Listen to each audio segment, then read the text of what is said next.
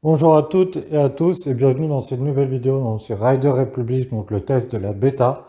J'ai pu tester la bêta de Rider Republic le fin août 2021. Donc cette bêta est faite sous plusieurs options. Donc en fait au début j'ai pu la tester alors que le jeu n'était pas fini. Donc, c'est une version démo. Donc c'est quand même relativement bien de tester une version démo d'un jeu qui est sorti en E3. Donc c'était en fait un univers dans lequel j'étais pas forcément à l'aise et que ça me plaisait pas forcément. Mais finalement, en testant la bêta de Rider Republic, il y a plusieurs choses à vous faire apprendre, à vous donner. Donc tout d'abord, donc le gros point positif de ce jeu, c'est que c'est très varié. Tu as plusieurs sports, donc tu en as trois ou quatre. J'ai pas très bien compris parce que tu en as un quatrième, je crois que c'est le parapente, mais je suis pas sûr. Tu as le whisky, le Winsgi, donc le truc en l'air, où tu as un réacteur et tu es en l'air, le vélo et le ski snowboard. Donc on va partir d'abord sur le vélo. Donc le vélo, franchement, c'est formidable. On commence par le QG.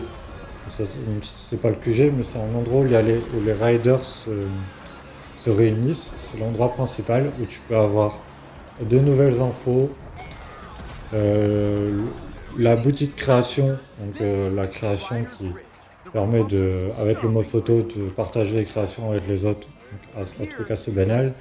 Des défis complètement barrés, donc complètement fous, et un challenge VS 6 contre 6. Donc tu as ça, et pour finir, tu as la boutique. Donc la boutique du jeu, par contre, ce que j'ai trouvé, c'est que tu peux pas acheter à l'unité, c'est que des ensembles. Et pour l'instant, les ensembles de vêtements n'ont pas beaucoup plus, sont très banals et j'en ai choisi un, mais ils sont pas super ouf, à ce que j'ai trouvé. Donc il manque un peu de choix. Donc l'aspect principal de Rider Republic, c'est dans le mode carrière, tu peux faire des courses. Donc sous ces différentes courses de vélo, donc tu as le fameux Red Bull, qui est la plus grosse course. Et avant, tu as quelques courses sur différents points. Donc, ce qui est bien, c'est que tu peux mélanger vitesse et précision. Bon, ça, c'est vachement cool. Donc, et après, tu as quelques défis un peu fous. Comme par exemple conduire avec un uniforme de girafe, un costume de girafe. Donc voilà, donc c'était pas forcément compliqué, c'est à la portée de tous. Et c'est juste hyper fun. Donc voilà ce qu'on peut dire. Après, ce qu'on peut dire, c'est qu'on débloque assez rapidement de nouveaux vélos pour progresser dans des vélos de route, des vélos VTT, des BMC, selon le type de terrain que vous voulez. Donc l'avantage du vélo, c'est que tu peux aller quasiment partout, à part la montagne. La montagne, il y a des petits endroits pour le vélo, et c'est compliqué à y accéder.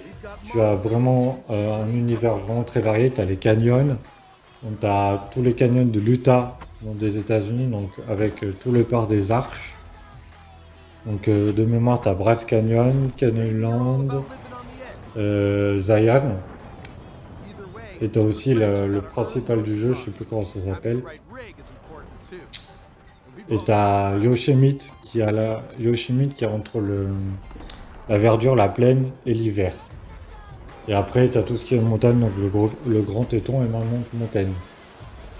Donc c'est là où c'est un peu le problème, c'est que à part la Giant Forest et toutes les histoires du canyon, où tu peux te déplacer en vélo librement, tu pars du QG, tu te déplaces en vélo à Zion, tu peux y aller assez facilement donc par la route, donc ça va. Mais le problème que j'ai trouvé vraiment le point négatif, c'est le ski. Parce que le ski et snowboard, il n'y a pas de cours de ski. À ce que j'ai vu, peut-être que ça va arriver, mais je sais pas. En tout cas, il n'y a pas de cours de ski, c'est que comment dire, c'est que t'enchaînes des points en fait avec des figures. Donc là, les rails, il y a des saltos, des backflips, des 360, tout ça.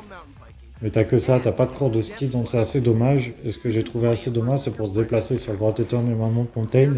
Parce que Mammoth Mountain, normalement, c'est une station de ski.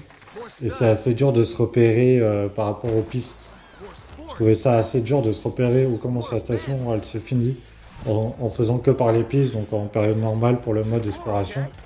J'ai trouvé ça assez décevant, notamment quand tu vas sur un télésiège, tu montes instantanément, t'as pas la... tu t'arrêtes pas sur le télésiège, ça serait vraiment bien, moi j'adorerais faire ça. Tu arrêtes sur le télésiège, tu montes, tu redescends du télésiège comme en vraie vie. Il n'y a pas ça, tu te téléportes et puis tu arrives en haut. Et je trouve ça assez dur de se repérer. Même s'ils ont ajouté une motoneige pour se déplacer en montagne, je trouve ça un peu dur de se déplacer en montagne. Donc c'est ça vraiment le point négatif que je retiendrai sur Rider Republic. C'est au niveau du snowboard et du ski. Là où j'ai passé le plus de temps, c'est le vélo. Et le whisky, ce qui est bien, c'est que c'est un peu dur pour faire la carrière du whisky en l'air. Parce que il faut faire attention à les petites brindilles parce que tu te les prends et bam, tu tombes. Mais sinon, pour se déplacer, c'est vachement bien pour se déplacer d'un biome à un autre. C'est vachement rapide et c'est vachement fun. Donc, en fait, le mode exploration, il comporte plusieurs. Donc, en fait, il comprend euh, qu'une balise. En fait, c'est une balise question. Et dans ces balises questions, tu as soit donc attention, donc c'est des sauts, ou soit des points d'exploration. Après, je sais pas s'il y a autre chose, je me rappelle plus, et je pense pas. Donc, sur les points d'exploration, tu as notamment.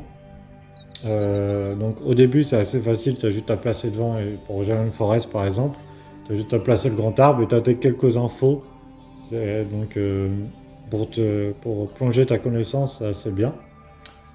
Pour plonger tes connaissances, après il y a des points d'infos qui sont assez rigolos, puisque c'est qu'avec le windski pour aller en l'air, il faut que tu atterrisses sur l'arche. Donc ça fait des petits défis, c'est assez drôle.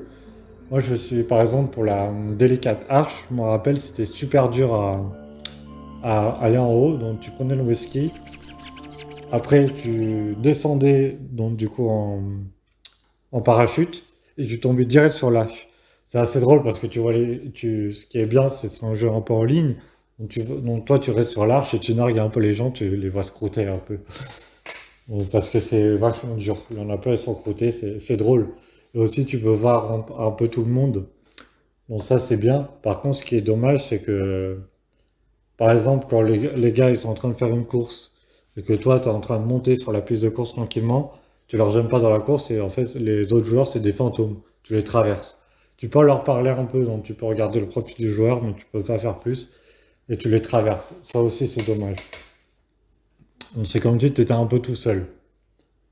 Donc, voilà sur le point de vue exploration. Donc, le point de vue course, c'est vraiment très varié. Donc moi qui n'avais pas l'habitude des jeux en sport extrême, je trouve ça vachement bien.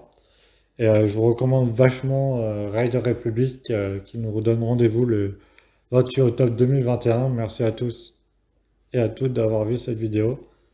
Merci, à la prochaine pour une nouvelle vidéo.